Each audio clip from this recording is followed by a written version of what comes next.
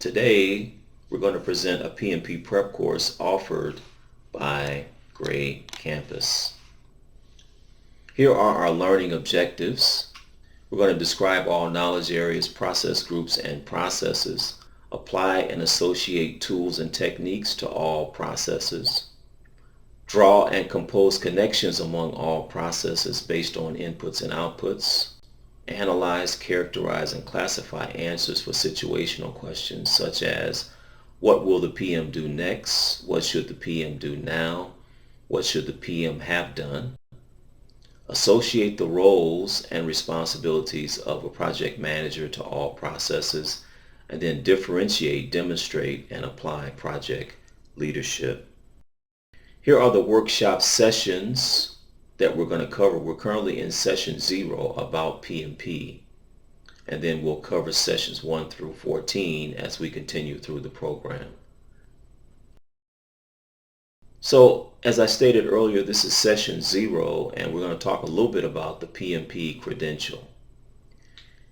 Here are the items that we'll cover specifically in this session provided by the session overview. We'll introduce PMI. We'll explain why you should become a member of PMI. We'll talk about the purpose of the Guide to the Project Management Body of Knowledge, or PMBOK. We'll explain why you should become a certified PMP. We'll talk a little bit about the PMP exam, and then wrap up with PMI's way of thinking. PMI stands for Project Management Institute, and you can learn more about them at their website, pmi.org. Currently, PMI has over 650,000 members and credential holders spread across 185 countries. They're headquartered in Philadelphia, and they were founded in 1969. So they've been in business roughly 46 years. They're the world's leading not-for-profit membership association for the project management profession, and they advocate and promote best practices in project, program, and portfolio management. Here's some of the credentials that they offer: CAPM, PMP, Program Management Professional, Portfolio Management Professional, the Agile Certified Practitioner certification, the BA certification or Business Analyst, and they offer a Risk Management Professional as well as a Schedule Management Professional certification.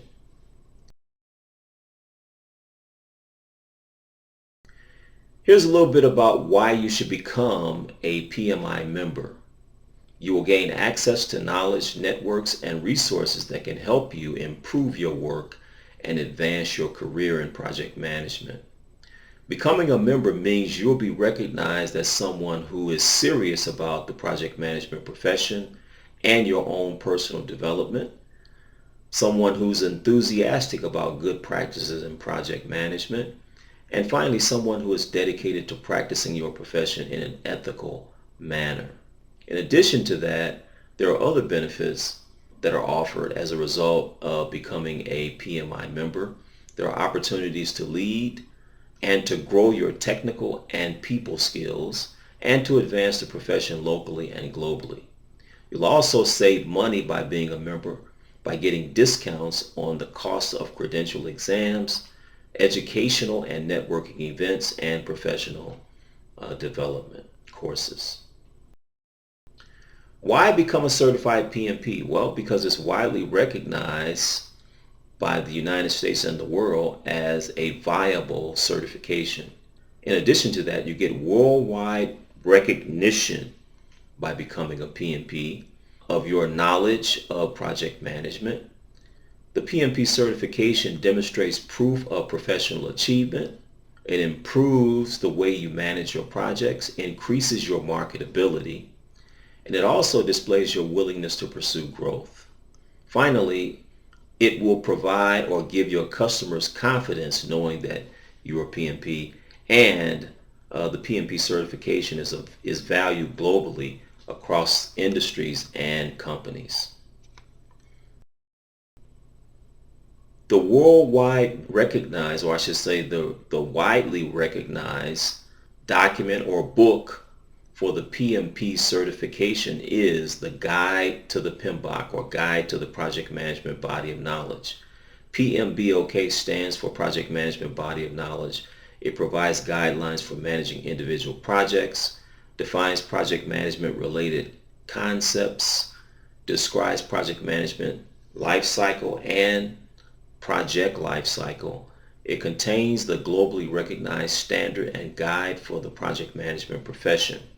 Currently, the 5th edition of the PMBOK is the basis for and the book that's used for the PMP exam. Okay, before you can sit for the PMP exam, there are a couple of hurdles that you have to cross. If you don't have a bachelor's degree, you need to accumulate 7,500 hours of project management experience and acquire 35 contact hours of formal education. If you attend a PMP prep course, you can get the 35 educational hours that are required for sitting for the PMP exam. If you have a bachelor's degree or four-year degree, then you only need to accumulate 4,500 hours of project management experience. So that's a lot less than if you don't have a bachelor's degree. And you need to accumulate 35 educational hours in project management. Again, if you attend a PMP prep course, you can secure or get those 35 educational hours that are required to sit for the PMP exam. So here's a little bit about the exam. The exam, you are provided 4 hours to complete the exam. There are a total of 200 multiple choice questions. You are penalized for answering incorrectly, but you're not penalized for guessing at answers. Grades are given out in a qualitative manner. So for each of the 5 process groups, you will either get a score of below proficient, moderately proficient, or proficient. Obviously, moderately proficient and proficient are passing responses or grades, and that's what you want to seek for. The exact passing score is not made public. Now here's a breakdown of the 5 process groups. The exam is laid out in process groups, and what you see on the right is the percentage of items on the test. In other words, 13% of the 200 questions are in or on the initiating process group. 24% of the 200 questions are on planning. 31% of the 200 questions are in executing. 25% of the 200 questions are in monitoring and controlling.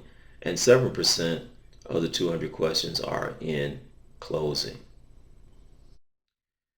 You can find this diagram on page 61 in the PMBOK. It's a layout of the knowledge areas across the top of the slide. 10 knowledge areas across the top, 5 process groups down the left side of the diagram, and 47 processes in the middle of the diagram in the white boxes.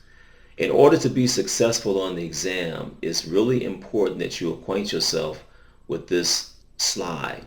Again, this same information that you see here can be found on page 61 in the PMBOK. Here is a presentation or a slide on PMI's way of thinking, and this is really important because each of these bullets represents questions that could be put or placed on the PMP exam. So let's go through them briefly. First of all, the project does not exist without a charter. PMI believes that, so look for that on the exam. The project scope includes all the work and only the work required to complete the project. Number 3, activities are estimated along with the team.